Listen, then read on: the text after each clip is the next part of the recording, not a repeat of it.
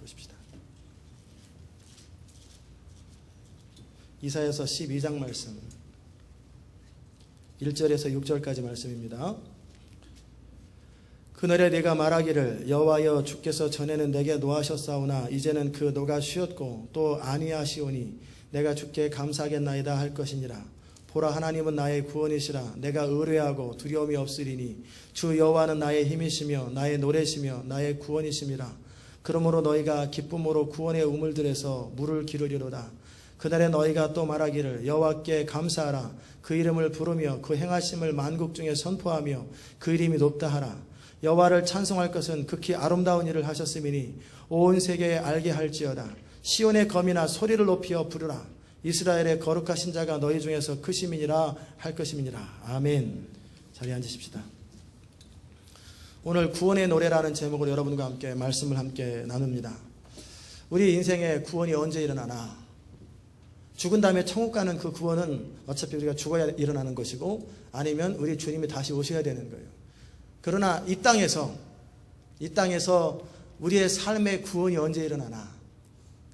안 되는 사업이 언제 되나? 자식이 언제 치료되나?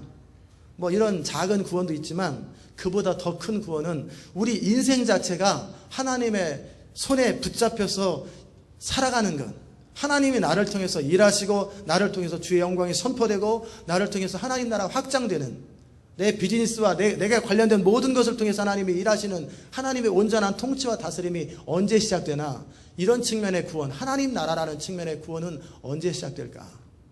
그 부분을 여러분과 함께 나누면서 그와 함께 그 구원의 노래들을 우리가 부를 수 있기를 바랍니다. 이사야 선지자의 그 안타까운 것은 뭐냐면 백성과 나라를 바라보면 나라에는 온통 부패와 도덕적인 혼란이 가득 차 있어요. 이사야 선지자는 참 귀한 분이에요. 왜 귀하냐면 여러분은 애틀란타에 있는 범죄들을 바라보면서 그것 때문에 가슴 아파하십니까? 아니면 여러분의 집안의 어떤 문제 때문에 가슴 아파하십니까? 여러분은 애틀란타의 홈리스들과 여러분 애틀란타의 알코올 중독자들과 애틀란타의 강도들과 이런 것 때문에 가슴이 미어지도록 아프고 이 나라가 제대로 운영되지 못하고 하나님의 통치가 임하지 못하고 미국 땅에 동성연애자들이 점점 합법화되고 교회 안에 들어오고 지도자가 되고 이런 것을 바라보면서 이건 아닌데 그리고 맙니까? 아니면 그것 때문에 금식하시고 그것 때문에 울부짖습니까? 그것 때문에 불면증에 시달리고 그것 때문에 고통하고 계십니까? 아니면 여전히 나는 내 인생의 문제가 더 중요하지? 그렇습니까? 이사야 선지자는 자신의 인생에 대해서 고민한 흔적이 없어요. 그는 그 나라의 문제, 그 시대의 문제 가지고 가슴 아파하고 통곡하고 슬퍼하고 그것 때문에 안타까워한 거예요. 하박국 선지자도 마찬가지입니다. 여러분이 하나님의 성령에 따라서 강력한 하나님의 기름 부음을 따라 쓰임받기 원할 때 가장 중심의 마음은 여러분이 여러분 자신을 넘어서야 돼요. 여러분이 고민하고 여러분이 괴로워하고 여러분이 힘들어하는 문제가 나 자신과 내 가족과 내 인생과 관련된 문제라면 우리는 아직 멀은 거예요. 이사야 수준에 들어가지도 못하고 하박국 수준에 가지도 못하고 하다못해 요나 수준에도 못 들어가는 거예요. 요나 수준에도. 요나의 가슴은 그 민족에 대한 아픔. 그렇기 때문에 니느웨 백성들을 하나님이 용서하신다고 해라. 그럴 때 니느웨를 통해서 시달렸던 이스라엘 백성들에 대한 속상함, 이것이 국가의 문제가 나의 문제처럼 그렇게 연결이 되어 있어요. 여러분이 정말 하나님 앞에 쓰임받기 원할 때 정말 중요한 것은 하나님의 나라가 여러분 안에 가득 차 있어야 돼요. 하나님의 영광에 대한 관심이 여러분 안에 가득 차 있어야 돼요. 그리고 이 땅에 하나님의 통치가 임하는 것 때문에 내 마음에 고통으로 안타까움으로 가득 차 있어야 돼요. 그것 때문에 막 울부짖고 그것 때문에 금식하고 그것 때문에 철야하고 그것 때문에 그것이 여러분 안에 심겨지는 것이 먼저입니다. 동의하십니까? 그것도 없는데 무슨 하나님이 나를 통해서 무슨 일을 하겠어요? 내 안에 그런 영혼에 대한 관심이 없는데, 내 안에 하나님의 나라에 대한 관심이 없는데, 하나님의 영광에 대한 관심이 없는데 여러분에게 무슨 능력이 임하고 여러분에게 뭐가 임한다라네. 그래서 뭐 할 거예요? 나밖에 관심이 없는 사람, 나의 인생에 하나님의 어떤 것 이런 거 관심이 없는 사람에게 능력이 임하면 타락하죠. 능력이 임하면 그거 갖고 V자 흔들고 다니죠. 그래서 하나님이 임하지 않은 거예요. 먼저 하나님께서 일하시기 전에 필요한 것은 우리 마음에 하나님의 나라를 향한 열망, 하나님의 영광을 향한 열망. 하나님의 나라는 별천지에 따로 있는 게 아니라 이 사람들, 저 사람들이 하나님의 다스림 받아서 살아야 되는데 저 강도가 하나님을 알았다면 저렇게 강도짓을 안 할 텐데 어휴 저거 뭐 하는 거야? 귀신은 뭐 하는 거야? 저거 안 잡아가고. 그런 사람에게 하나님의 영광이 임하겠습니까? 저 사람이 하나님을 몰라서 저러는 거예요. 저 한심한 것들. 왜 길에서 밥만 구걸하고 얻어먹어? 저런 태도, 저런 사고방식을 가지고 있으니까 맨날 홈리스 하지? 이런 사람에게 무슨 하나님의 나라가 임하겠어요? 그들이 하나님을 진짜 알면 그렇게 되겠어요? 그들 안에 하나님을 사랑하는 마음이 가득 차 있으면 그들이 홈리스 하겠어요? 그러기에 그들을 바라보면서 안타까워하는 거예요. 그래서 예수님의 심정이 뭐냐면 저들이 다 나름대로 바리새인도 있고 서기관도 있고 지도자도 있고 여러 사람들이 있지만 그들 가운데 목자가 없는 거예요. 그들이 안에 하나님의 통치가 없는 거예요. 다스림이 없는 거예요. 예배는 드리는데 예배 가운데 하나님의 임재가 없어요. 전통도 있고 형식도 있고 폼은 있는데 하나님의 기름 부음이 없어요. 그리고 하나님의 임재 함께 하심이 없어요. 그걸 바라보고 목자 없는 양처럼 유리방화하는 것. 근데 그들을 이끌어줄 사람이 없고 인도할 사람이 없는 걸 바라보면서 안타까워하는 거예요. 제가 한 2달간 홈리스 사역을 했습니다. 어느 날은 그 15도 되는 날씨 추운 날 바깥에서 자보기도 하고. 근데 유일하게 바깥에서 잔 사람은 제가 본 바로는 2사람밖에 없었어요. 홈리스 2사람, 우리 4사람. 그 다운타운 에어리어 다 돌아봤거든요. 누가 길거리에 자나 그 밤에. 근데 자는 사람이 없더라고요. 다 너무 추워서 그런지 다 쉘터로 들어갔어요. 제가 그분들하고 계속 수요일마다 만나면서 지난주도 만나면서 그 마음이 드는 거예요. 어떨 때는 이게 수레를 끌고 다녀요. 어떤 사람이 이름을 알렉산드리아라는 사람인데 수레를 끌고 다녀요. 근데 눈이 앞이 안 보여요. 희미하게 물체 같은 것이 보여요. 그러니까 그 차 위험한데 그분은 뭐 하시냐면 길거리에 캔이나 병 같은 걸 주워가지고 리어카에다 들고 다니면서 그걸 팔아가지고 하나에 뭐 5센트 해가지고 밥 먹고 살아요. 근데 제가 기도했어요. 하나님, 이 사람의 눈이 원래 그런 색깔이 아니라 썩어가지고 멀었다고 그러나요? 그 색깔이 파래요. 그래서 눈에 초점이 없고 이 하얀 게 없어져 버렸어요. 그냥 퍼렇게 됐고 그리고 그냥 앞이 안 보인대요. 그래서 제가 눈에 손을 대고 기도했어요. 하나님, 이 사람을 고쳐주세요. 이 사람을 고쳐주세요. 이 사람이 고쳐주세요. 그리고 믿음으로 기도하고 그러다가 나중에 한 2주인가 몇 주 있다가 또 길거리에 또 만났는데 고쳐졌냐고 그랬더니 안 고쳐졌대. 그대로 있어요. 그래서 여전히 그래 다녀요. 너무나 미안하기도 하고 잠깐 기다리라고. 전혀 엉뚱한 데서 전혀 다른 데서 만났어요. 그래가지고 서베이 가가지고 그 롱풋 원풋짜리 하나를 거기다 제일 맛있게 다 해가지고 이거 갖고 다니면서 먹으라고. 그 음료수 주면서 미안하잖아요. 기도했는데 안 났고 그 사람은 계속 그러고 다니잖아요. 그래서 또 기도해서 기도하자고 주님. 그래서 제 마음속에 아버지 좀 치료 좀 됐으면 좋겠는데 이 사람이 치료가 안 되는 거예요. 주님 도와주세요. 도와주세요. 그 뒤로는 못 만났어요. 치료돼서 안 나타나는지.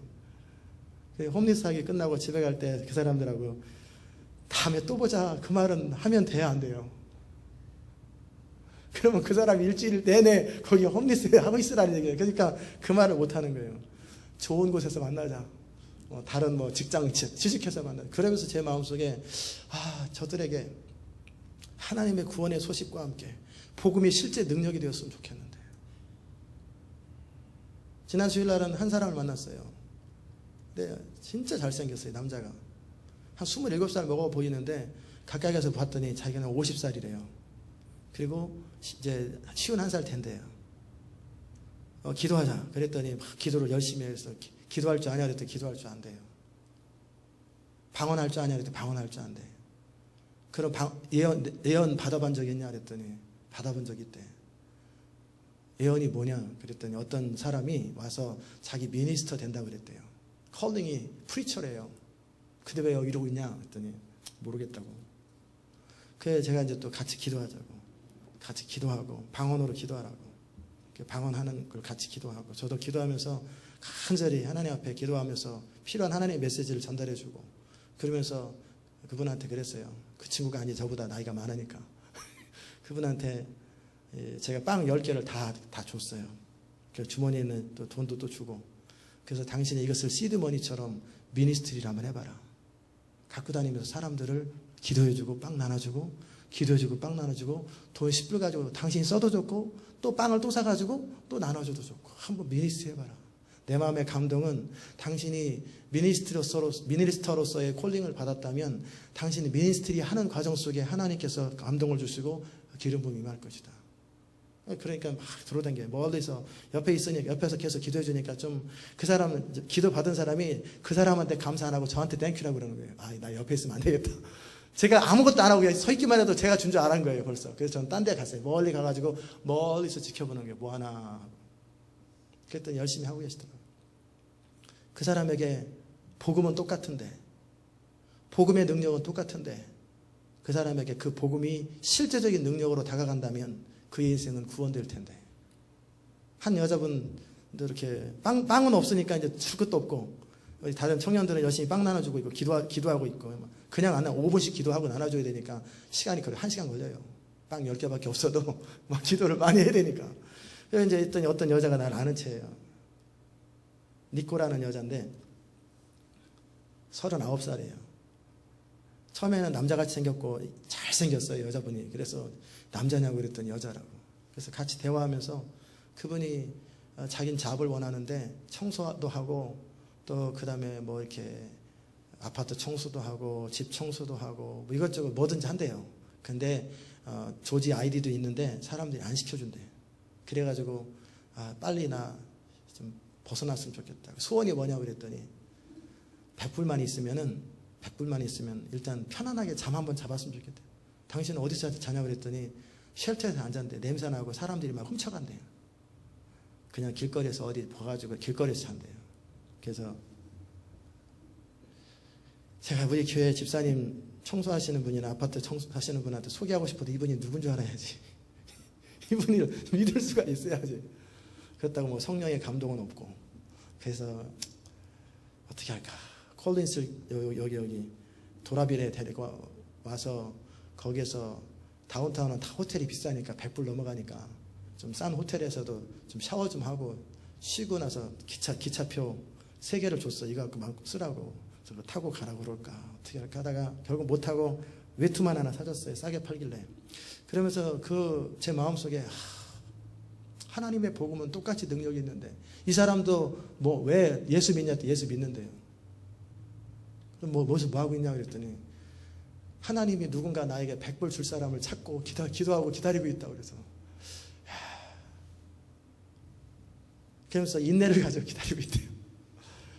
그러지 말고 제가 이제 어느 정도를 빵만 사드리고 몇 개 샀는지 모르겠어요. 빵 몇 개 샀어요 그때? 3개, 빵 3개 사드리고 저는 옷을 하나 사드리고 그리고 갔더니 다음에 또 볼 수 있으면 또 보자고. 그랬더니 쫓아와가지고 5불만 있으면 달래요. 그래서 다음에 또 사먹게. 그래서 그러라고. 그러면서 제 마음에 안타까움이 뭔지 아세요?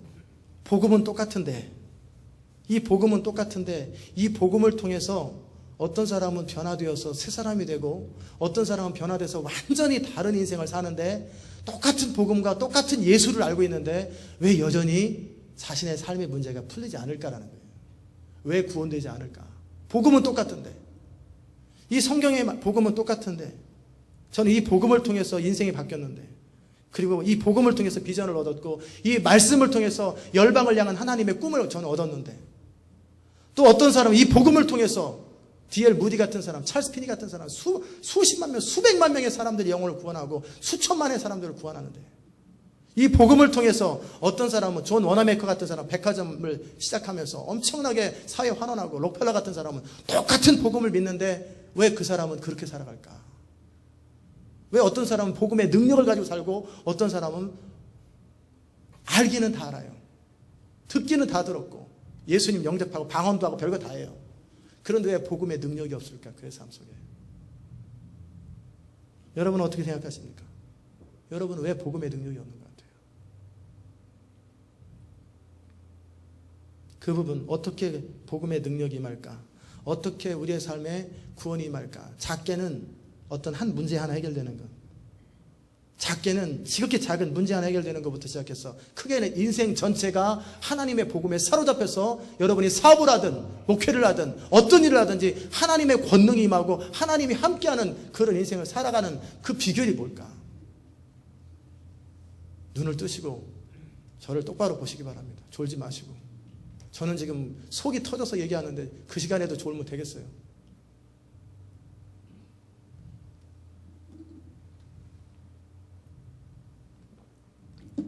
매주마다 말씀을 듣고 매주마다 하나님의 말씀을 읽고 기도하는데 왜 동일한 하나님의 복음은 똑같은데 성경은 동일하고 거기도 가죽까지 돼 있고 글씨도 큰 글자에다가 모든 게 갖춰졌는데 왜 복음은 능력이 없을까? 그 사람에게. 왜 어떤 사람 만약에 복음 자체에 능력이 없다 그러면 상관없어요. 괜찮아요. 그런데 복음 자체는 능력이 있어요. 지금도 아까 누구한테 들었다 보니까 아프리카에서 어느 교회에 150명이 죽은 자가 살아났대요. 왜 그들은 살아날까? 희한한 것은 어떤 사람이 한국의 목회자들이 전에 버팔로에 갔던 그 목사님이 그러는 거예요. 자기는 뭐 기름 부음이나 이런 거 모른다고. 기도 능력을 모른다고. 근데 아프리카 가서 기도하는데 사람들이 막 다 뒤집어지고 막 그냥 치료되고 막 그러더래. 그래서 동일한 거를 교회 와서 해봤더니 한 명도 안 되더래요. 한 명도 넘어지는 사람도 없고 치료되는 사람도 없고 아무도 없더래요. 그런데 아프리카에서는 그 능력이 나타나더래요. 사람은 그대로인데 예수 이름도 그대로인데 왜 어떤 사람에게는 그런 역사가 일어나고 어떤 사람에게는 여전히 똑같을까? 그게 마음입니다. 마음이에요. 이사야 선지자의 그 탄식은 뭐냐면 그런 거예요. 이 땅을 바라봐도 소망이 없어요. 그래서 이 땅을 놓고 기도하는 거예요. 하나님, 이 땅엔 범죄가 너무나 많고 악함이 너무 많고 하나님, 이 땅을 어떻게 하면 좋겠냐고. 우리가 애틀란타 땅과 미국 땅을 놓고 날마다 통곡하며 기도하며 이 땅을 치료해달라고, 이 땅에 정의가 임하게 해달라고, 이 땅에 하나님의 통치가 임하게 해달라고 날마다 기도할 때 하나님이 이사야 선지자에게 하셨던 말씀이 내가 심판하리라. 내가 심판하리라. 그리고 내가 심판의 도구였던 아수르의 교만을 또 심판하리라. 이사야의 고민은 또 하나 무슨 고민이냐면 이 땅의 문제뿐만 아니라 아브라함과 이삭과 야곱을 통해서 주셨던 하나님의 약속, 열방의 제사장의 꿈, 그리고 하나님의 그 통치에 대한 꿈, 다윗을 통해서 언약하셨던 그 약속이 이루어질 가망성이 전혀 없는 거예요. 시온 인터내셔널 교회 이제 곧 하나님의 부흥이 임하고 강력한 기름 부음이 임해야 되는데 우리의 지금 현재 여러분의 상태, 우리의 상태, 저의 상태를 바라볼 때는 도무지 기미가 안 보이는 거예요. 이렇게 몇 달 더 간다고 될까? 이렇게 몇 년 더 간다고 뭐가 바뀔까? 도무지 이사야 선지자한테 가능성이 안 보이는 거예요. 전혀 가능성이 안 보이는 거예요. 그게 이사야 선지자 안에 있는 눌림이었어요. 눌림. 그 눌림. 그럴 때 하나님께서 그 선지자에게 계시적으로 다 알게 하시면서 보여줬던 게 그거였어요. 하나님의 메시지. 내가 이스라엘의 악함과 정의 없는 것을, 도덕, 저스티스가 없는 것들을 이방 아수르를 통해서 일단 징계할 것이다. 내가 선지자를 통해서 그렇게 말을 하고 그렇게 회개하라고 돌이켜도 회개하지 않을 때는 징계를 할 것이다. 그래서 징계할 것이다. 첫 번째 약속이 이루어졌습니다. 그러면 열방들은 어떻게 됩니까? 열방도 내가 필요한 대로 통치할 것이다. 그래서 13장부터 열방에 대한 심판이 쫙 나오는 거예요. 13장부터. 바벨론을 심판할 것이다. 아수르를 심판할 것이다. 두로를 심판할 것이다. 블레셋을 심판할 것이다. 아람을 심판할 것이다. 다 하나님의 심판이라는 개념은 뭐냐면 멸망시킨다라는 게 아니에요. 심판은 멸망이 아니라 하나님의 통치, 하나님의 정의가 임한다라는 거예요. 그거예요. 이것도 해결됐습니다. 그러면 아브라함과 다윗을 통해서 허락하신 약속은 내가 남은 자들을 통해서 나의 뜻을 이룰 것이다. 하나님을 신뢰해야 하며 이 땅이 어떻든 사람이 어떻든 중심으로 하나님을 신뢰해야 하고 하나님의 약속을 붙들었던 그 신실한 남은 자들을 통해서 내가 결국 메시아를 보낼 것이다.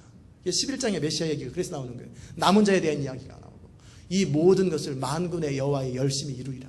이 말씀을 다 하나님이 그 이사야에게 해주니까 12장에서 결론인 거예요. 찬양하는 거예요. 보라, 하나님은 나의 구원이시라. 내 인생의 모든 궁금증을 하나님 해결하셨고 이 땅의 문제를 하나님 해결하시고 보이지 않는 것 같으면서도 통치하지 않는 것 같은데 하나님이 다 다스리시고 정확하게 역사하신다는 거예요. 하나님이 정확하게 주권적으로 역사하시더라는 거예요. 여러분, 하나님이 여러분의 인생을 정확하게 주권적으로 다스리시고 통치하시고 여러분의 인생 가운데 하나님의 정의가 임하는 걸 원하십니까? 아멘. 진짜 여러분들은 배짱이 좋은 분들이에요. 믿음이 좋은 건지. 저는 겁나던데요. 하나님의 정의가 임하면은 나는 살아남지도 못할 텐데. 제 마음속에 청년 때 그 두려움이 늘 있었어요. 그 두려움이 뭐였냐면 악인은 그 두려워하는 것이 임한다. 마음속에 이거 안 되면 안 되는데, 이거 안 되면 안 되는데, 그거 안 된다라는 거예요. 근데 결국 그 뜻대로 되더라고요. 두려워하는 게 임하더라고요. 제 마음속에 혹시 안 될지 모르는 그 가능성이 그대로 임해가지고 안 돼버리더라고요.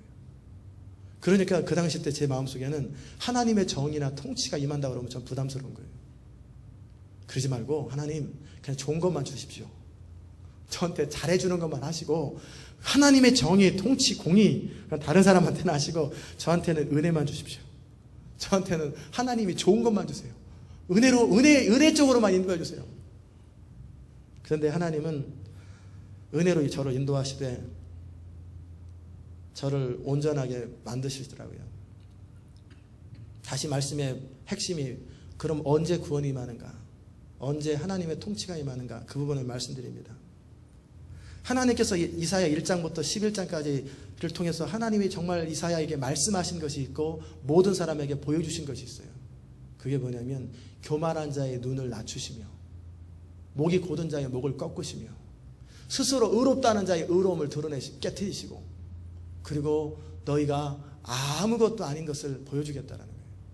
그래서 이스라엘을 심판하시고 아수르를 심판하시고 바벨론을 심판하시고 북쪽의 르말레의 아들 베가가 자기 정치력을 가지고 동맹을 맺어가지고 뭔가 하려고 그럴 때 너는 2년도 못해서 망한다. 멸망시켜버리시고 이 땅에 하나님의 통치가 있다라는 사실을 가르쳐주셨고 두 번째는 교만한 자들 스스로 자기 힘으로 뭔가 가능성이 있다라고 여기는 사람들을 다 깨트려버리셨어요. 그리고 남은 자들은 뭐만 남았냐면 하나님의 은혜만을 붙드는 자. 그래서 이사야가 했던 말이 뭐냐면 나는 야곱을 향해서 고개를 돌리시는 그 하나님을 여전히 붙들리라. 하나님 그분께만 소망을 두는 어떠한 가능성도 다 사라져버리고 하나님 그분께만 소망을 두는 그런 상태가 되었을 때 하나님의 구원이 임한다라는 거예요.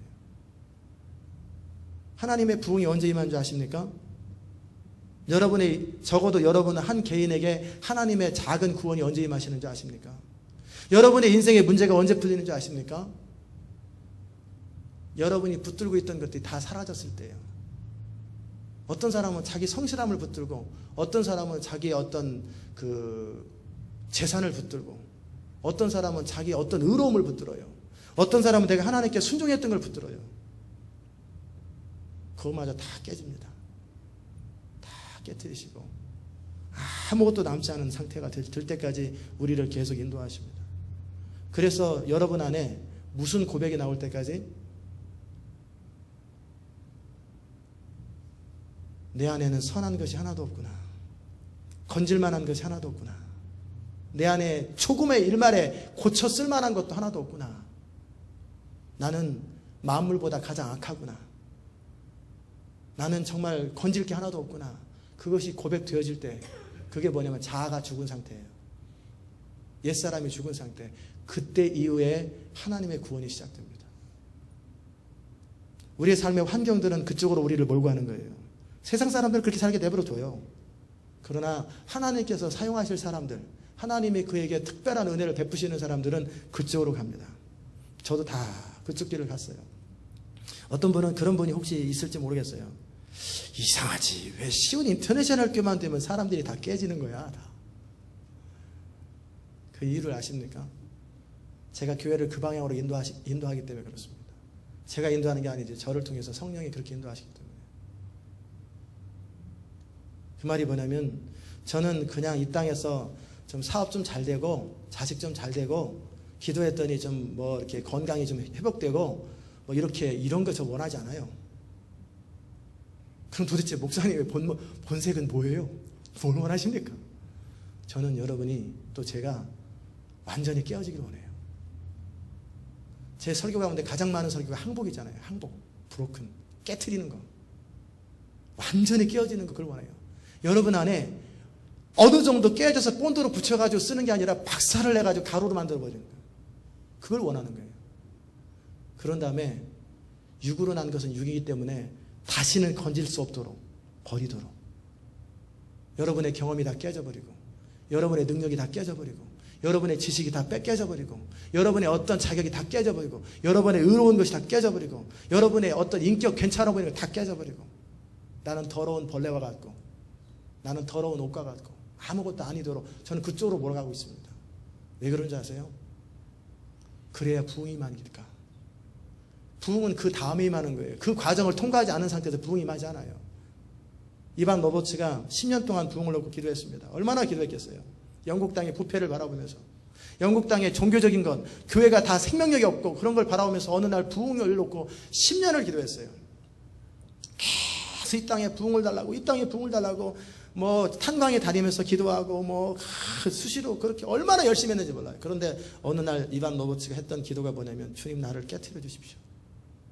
내 자아를 깨트려 주십시오. 나는 주님 앞에 쓸모가 없는 사람입니다. 나를 완전히 깨트려 달라고 할 때 하나님이 하셨던 말씀이 뭔지 아세요? 내가 10년 동안 그 기도 나오도록 기다렸다. 결국 그 기도 기다린 거예요. 그 기도를. 그 중심에서 그 고백을 10년을 기다려. 이 사람은 부흥을 놓고 그렇게 기도했는데 하나님이 원하셨던 건, 나는 너 깨지는 거, 그거 기다렸다. 왜? 깨져야만, 옛사람이 사라져야만, 자아가 부인돼야만 나의 영이 온전히 그를 통해서 일할 수 있기 때문에. 내가 너를 사용하지 않는다면 그냥 내버려 둔다. 그러나 내가 너를 사용하기를 결정한다면, 네가 깨지지 않은 상태에서는 내가 너를 사용할 수 없다. 너의 옛사람의 모습을 가진 상태에서는 내가 너를 통해 일할 수 없다라는 거예요. 찰스 핀이, 제가 제일 닮고 싶은 사람이 찰스 핀입니다. 찰스 핀이, 조나단 에즈워드도 아니고 찰스 핀이. 그분에 대해 잘은 몰라요. 적어도 제가 들은 만큼 닮고 싶은 거예요. 욕도 많이 먹었죠, 찰스 핀이가. 메시지가 너무 강하다고. 그런데 그가 하나님의 성령의 기름 부음 임하기 전까지 자기의 메시지가 아닌 거예요. 그것 때문에 심각하게 고민할 때 하나님의 권능이 그에게 임하는 거예요. 그리고 나니까 어떻게 된지 아세요? 그가 한번 설교를 하면은 사람들이 깨닫는 게 아니라 그 자리에서 통곡하고 다 회개하고 다 주께로 돌아가요. 지나가기만 해도 사람들이 회개하고 통곡하고 주께로 돌아가요. 그게 찰스 핀이에요. 조영기 목사님이 언제서부터 하나님의 권능이 그에게 임한 줄 아세요? 그분에게 물어보면 잘 알겠지만, 그분의 책에 보니까 어느 날 전도사 시절에 온갖 좋은 책을 다 동원해가지고 설교를 다 했는데 설교할 게 없더래. 이제는 이제 온갖 좋은 얘기를 다 동원해서 짜집게서 설교를 했는데, 그 다음에 이제 더 이상 동원할 게 없더라는 거예요. 할 말이 없어요, 설교에. 몸은 폐병 걸렸지, 설교는 할 수는, 능력은 안 되지, 목회는 안 되지. 가마떡에 앉아가지고 천막에서 가마떡에서 혼자 기도하면서 이게 뭐냐 도대체. 그 사람 그분 똑똑하신 분이거든. 영어도 잘하고 워낙 공부도 잘하고 똑똑한 분인데 순복음 신학교 들어가서 내가 지금 이게 뭐 하는 거냐 도대체, 이게. 그 비참하게 있는 거예요. 고구마 먹으면서 쌀도 없고. 그럴 때 그분이 심각하게 기도했다는 거예요. 하나님, 나 폐병을 여기서 그냥 데려가시든지 아니면 능력을 주든지. 이게 뭡니까? 설교를 준비 3년 동안 베끼다 보니까 이제 베낄 게 없는데 이제 설교 어떻게 하면 좋겠습니까? 나 다음 주 설교 어떻게 이러면서 심각하게 땅을 치면서 기도했다는 거예요. 나를 죽여주시든지 여기서, 아니면 능력을 주시든지. 그럴 때 하나님께서 그에게 비전을 주시고 권능을 베푸셨어요. 그리고 한국 최대의 교회에 대한 꿈을 주셨어요. 양적으로든 뭐 모든 면으로든. 그때서부터 인생이 바뀌어버린 거예요.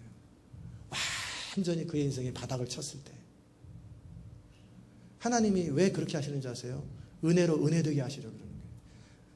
나겸일 목사님이라고 여러분 들어보셨죠? 요즘에는 뭐 통합 측에서 제일 크다라나 뭐 교회가 뭐 명성교회보다 더 커졌다라고 그렇게 돼요. 그분이 어느 정도의 목회를 잘 하고 계셨다가 아주 위독한 병이 걸려서 병원에서 3개월 이상 못 산다고 사형 선고를 받았어요. 벌써 한 20년 넘게 전이죠. 그럴 때 이분이 자기 인생을 돌아본 거예요. 목회자로서 설교하면서 어느 정도 성공한 목회자로서 그리고 나서 보니까 이제 3개월밖에 안 남으면 죽음을 놓고 보니까 내 인생이 뭐냐 이게. 그러면서 진지하게 하나님 앞에 기도했대. 하나님 잘못했습니다. 다시금 돼서 인생을 살려주시면, 내가 다시금 인생을 살려주시면 진짜 하나님의 뜻대로 설교하고 이제 하나님이 원하시는 대로 내가 목회를 다시 하겠다고, 진짜 하나님 뜻대로 하겠다고, 한 번만 살려달라고. 그러는데 벼랑간 성령의 불이 임하더니 그냥 치료돼 버린 거예요. 그리고 그분이 그때부터 깨어서 하나님의 일들을 감당하니까 하나님께서 그 일을 사용하시는 거예요. 시대적인 부흥은 아닐지라도 역사적인 어떤 부흥은 그건 사람이 만들어내는 게 아니라 하나님이 그때마다 어떤 흐름이, 역사의 흐름이 있기 때문에 하나님의 주권이에요. 그러나 그 주권 중간중간이라 할지라도, 한 개인이 쓰임받으려면 철저한 내려놓음과 항복이 있어야 되는 거예요. 빌리 그레이엄 목사님이 그렇게 위대한 생애를 살았잖아요. 그런데 그의 인생이 30살인가 그 30대 전후에서 어느 날 숲속에서 기도를 했어요. 무슨 기도를 했냐면, 자기 친구 이름을 잊어버렸는데 벼랑간, 자기보다 훨씬 설교도 잘하고 더 똑똑한 친구가 그 당시 때 유행했던 어떤 철학의 흐름, 하나님이 계시면 이 땅이 왜 이렇게 악하냐, 그래가지고 그냥 빠져버렸어요. 나 이제 더 이상 목회 안 한다, 설교 안 한다. 그럴 때 이분 안에서도 성경에 대해서 궁금한 것도 많고 의심되는 것도 많고 성경 이해 안 되는 것도 너무나 많았어요, 빌리 그레이엄 목사님이. 그런데 어느 날 숲에서 기도했어요. 하나님, 한 번만 저에게 한 번만 나타나 주십시오. 하나님이 나와 함께 한다는 사인 한 번만 주십시오. 그러면 성경이 이해 안 돼도 난 다 믿겠습니다. 나는 성경에 대해서 다시는 의문점을 갖지 아니하고 성경을 하나님 말씀으로 100% 신뢰할 테니까 한 번만 주님이 나와 함께 하신다라는 거 느끼기만 해달라고. 그럴 때 영화에서 보면은 수풀이 막 흔들리, 사람도 없는데 바람도 안 부는데 수풀이 막 흔들리는 장면, 아마 그렇게 표현했는지도 몰라요. 그러나 그는 그 사람이 아는 방법으로 하나님이 자기와 함께 한다는 사실을 알게 하셨어요. 그때서부터 그의 인생이 바뀐 거예요. 그때서부터 빌리 그레이엄이 태어난 거예요. 저는 우리 집사님이 근무하셨던 한국전력공사 시험 제가 봤습니다. 29살 때. 보고 싶어 본 것도 아니고 다니고 싶어 다닌 것도 아니고 일단 취직을 한 다음에 그 다음에 다시 새롭게 역전을 하자. 그래서 공부를 다시 하자. 그 마음을 가지고 이 정도는 붙겠지. 그리고 봤는데 떨어졌어요.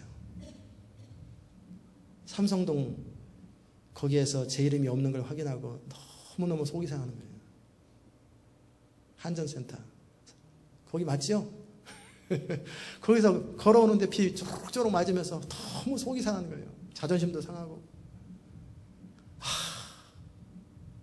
나는 뭐냐 도대체, 나는 뭐냐. 그러면서 제 마음속에 신학교에 가야 된다라는 부담은 있었어요. 이미 3년 전에 응답은 받았기 때문에. 근데 가기가 싫은 거예요. 두 가지 이유 때문에. 하나는 가고 싶지 않았고, 두 번째는 거기는 인생 실패한 사람들이 간다더라. 공부 못하는 사람들, 실패한 사람들이 가는 곳이 신학교지. 그런데 내가 그 낙인이 찍혀가지고 하다도 안 되니까 신학교를 가냐, 나도 그들의 전철을 또 밟느냐, 이게 뭐냐 도대체. 싫은 거예요. 자존심이 상하는 거예요. 객기를 부리고 있는데 내 마음속에 하나님 앞에 기도했어요. 하나님, 이제 사람 눈치도 안 볼 것이고 자존심도 필요 없고 제 마음의 중심의 소원을 살펴보니 풀타임으로 하나님 일 하는 거 저 사실 원하긴 원해요. 근데 사람들한테 하다 안 되니까 별짓을 다 한다고 그 소리 듣기가 싫고, 그건 나 어떻게 하면 좋겠냐고. 그러니 주님, 한 번만 확인해 주십시오. 저를 진짜 불렀다라는 거, 저를 진짜 주의 종으로 불렀다라는 거 한 번만 다시 확인해 주십시오. 그러면 제가 이제는 후회 안 하고 사람 눈치 안 보고 나 주의 길만 가겠습니다. 그냥 내가 원해서 가는 것도 싫고 하다 안 되니까 가는 것도 싫고 주님이 정말 저를 부르셨다는 거 확인 한 번만 해주십시오. 그럼 제가 갈게요. 그럴 때 주님이 저한테 확인해 주시더라고요. 내가 너 부른 거 맞다. 그러면서 길을 여시더라고요. 하나님의 구원이 언제 임하는 줄 아세요?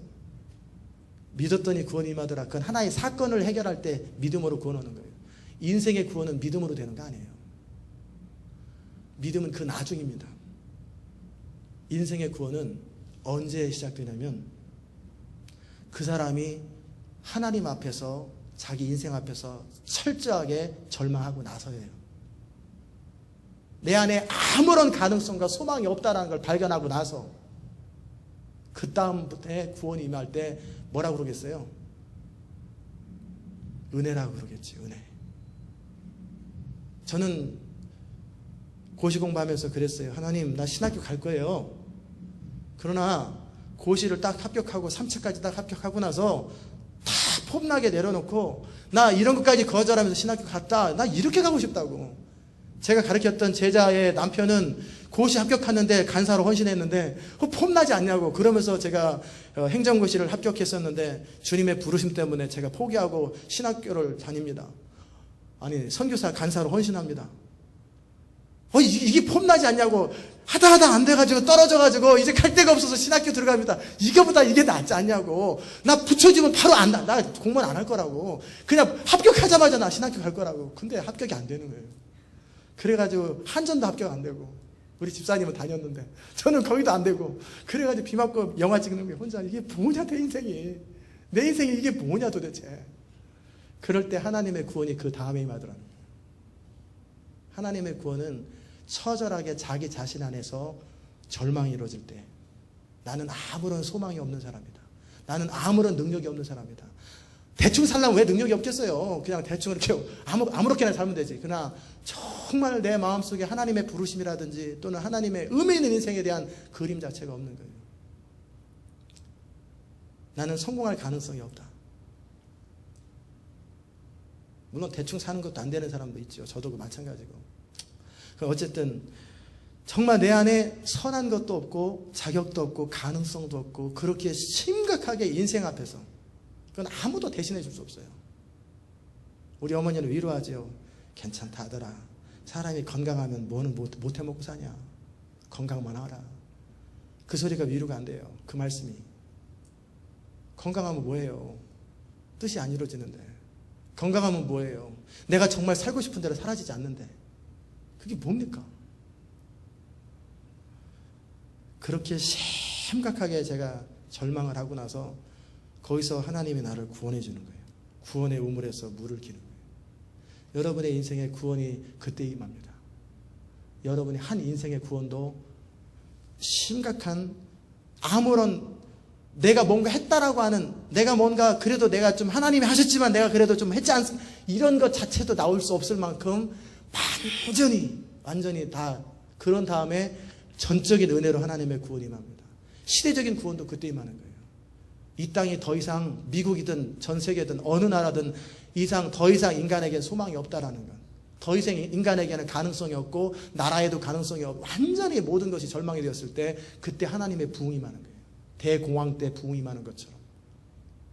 도무지 교회에 생명력이 없고 더 이상 프로그램이라든지 어떤 집회를 통해서 이것저것 하나님의 부흥을 만들어 보려고 하는 모든 시도가 허탈한 걸 알고 저는 1907년도에 한국 땅에 부흥이 일어나고 2007년도에 부흥을 놓고 100년 뒤에 부흥이 임하고 그래서 저는 안 임할 줄 알았어요. 그렇게 프로그램을 임하는 게 아니고 어떤 이벤트로 부흥이 임하는 게 아니에요. 시대적 부흥의 통로도 시대적 부흥도 완전히 절망할 때예요. 더 이상 교회도 소망이 없고 어떤 인위적인 노력도 어떤 프로그램도 어떤 이벤트도 소망이 없는 거예요. 회의에 빠졌을 때 그런 것이 의미 없는 것. 그럴 때 위로부터 하나님의 성령의 기름 부음이 임하는 거예요. 하나님의 성령. 우리 교회가 바라보는 것 그것은 빌리그람 전도 집회도 아니고 라이나르드 본키나 베닌 그런 집회도 아닙니다. 기적이 아닙니다. 이 땅에 진정한 소망이 없는 이 땅에 하나님의 구원이 임하고 사람들이 주께로 돌아오는 거예요. 통곡하며 주께로 돌아오는 거예요. 그걸 원하는 거예요. 여러분의 인생에 대해서 하나님이 말씀하십니다. 아직 할 것이 남아있거든 마저 더 해라. 아직 해볼 게 더 있거든 더 해봐라. 그렇게 말씀하시는 거예요. 그리고 기다리세요. 그러나 여러분 가운데 정말 하나님 외에는 소망이 없고 그리스도의 십자가의 구원 외에는 아무런 자랑할 것이 없고 내 안에는 선한 것이 하나도 없고 믿음도 없고 능력도 없고 진짜 하나님의 은혜 아니면 도와주심이 아니면 나는 소망이 없다고 중심으로 느끼는 그 사람에게 하나님 말씀하십니다. 내가 너의 구원이다 말씀하시는 거예요. 구원은 그 다음에 일어나는 거예요. 구원은 믿음으로 일어나는 게 아니에요. 믿음은 하나의 병 고치는 사건 이런 거야 믿음으로 일어나죠. 그러나 인생의 구원은 믿음으로 되어지는 게 아니에요. 절망 다음에 위로부터 하나님의 은혜가 임하는 거예요.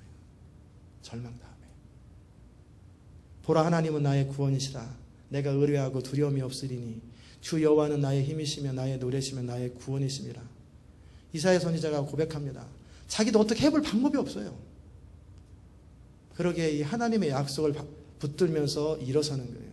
그 이사야 선지자의 예언이 결국 메시아를 통해 이루어지고 그 이사야 선지자의 예언이 메시아와 교회를 통해서 마지막 주님 다시 오시는 걸 통해서 완성되고 거기 11장에 나와 있는 유다지파의 이산된 유다지파가 다시 돌아오는 것, 바벨론으로부터 돌아오고 열방으로부터 1945년에 돌아오고 주님께서 모든 영적인 이스라엘과 육적인 이스라엘을 다 회복시키십니다. 그게 마지막 하나님의 구원이에요. 이사야 선지자는 그것을 바라본 거예요. 믿음의 눈으로. 이러므로 너희가 기쁨으로 구원의 우물들에서 물을 기르리로다. 그날에 너희가 또 말하기를 여호와께 감사하라. 그 이름을 부르며 그 행하심을 만국 중에 선포하며 그 이름을 높다 하라. 여호와를 찬송할 것은 극히 아름다운 일을 하셨음이니 온 세계에 알게 할지어다. 하나님으로 하나님 되게 하고 은혜로 은혜 되게 하는 것. 하나님이 저를 사용하시는 이유를 아십니까? 저는 압니다. 저는 하나님이 저를 통해 일하셔도 자랑할 게 없는 사람이에요. 제 바닥은 없어요. 저는 제 눈물을 알고 있고 비참함을 알고 있어요. 하나님이 저를 통해서 죽은 자가 아무리 많이 일어나고 이 교회가 100만 명이 된다 할지라도 저는 자랑할 게 없어요. 그거를 제가 알고 있어요. 하나님이 여러분을 통해 일하신다면 언제인지 아십니까? 자랑할 게 없을 때예요. 내세울 게 하나도 없을 때예요. 내 바닥은 시멘트밖에 없다. 미국 땅에서는 시멘트는 아니고 내 바닥은 카페트밖에 없다. 여러분의 근거가 아무것도 없다라는 것을 발견할 그게 하나님께서 사용하시는 자격이에요. 그래야 은혜로 은혜 되는 거예요. 아멘이십니까? 하나님 이 교회를 그쪽으로 몰아가시는 거예요. 여러분을 그쪽으로 몰아가시는 거예요. 왜? 은혜로 은혜 되게 하시고 하나님이 여러분을 통해 일하실 때 진정 영광으로 영광되게 하기 위해서 우리가 무너지지 않기 위해서 정말 자랑할 것이 없는 사람 되도록. 그러니까 사람 일은 모르는 거예요. 엉망으로 사는 저 사람이 어느 날 처절하게 비참하게 저처럼 울더니 어느 날 갑자기 하나님의 사랑으로 싹 변화버리는 거예요.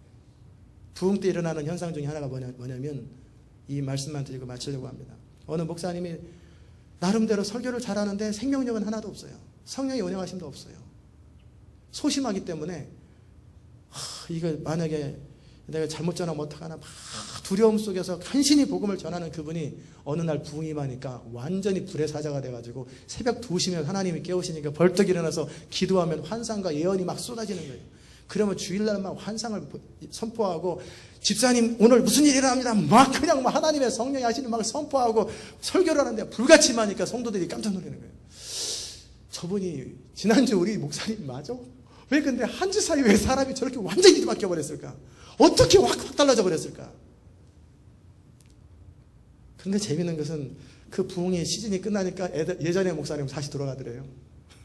그건 이제 부흥의 현상일 뿐이고 여러분의 인생과 저의 인생의 진정한 구원은 언제 임하는 줄 아세요?